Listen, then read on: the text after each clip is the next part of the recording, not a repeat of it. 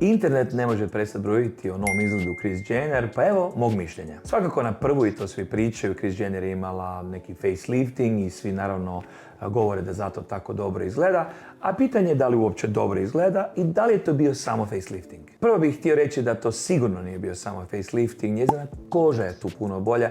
Znači ona tu mora da je imala neku vrstu lasera, kao frakcijski laser, možda neke kemijske pilinge i biostimulatora. Uz to njezine bore su značajno manje oko ustiju, bore su joj manje oko čela, svakako tu ja mislim je bio i botoks i mi vidimo da je čeljust bolje oblikovana, ima većeg volumena, obraz isto tako, tako da tu sam siguran da je bilo i dermalnih filera. I volio bih spomenuti Morpheus 8, koja je možda najpopularnija mašina na tržištu trenutačno za zatezanje kože i pomlađivanje i puno se bruji i priča i zna se zapravo da ona ide regularno na Morpheus 8 i siguran sam da ove rezultate ona ne bi postigla bez te mašine. Tako da ti kirurški faceliftingzi ne bi toliko dobro izgledali bez nekirurških estetskih tretmana koji se rade i prije i poslije same kirurgije.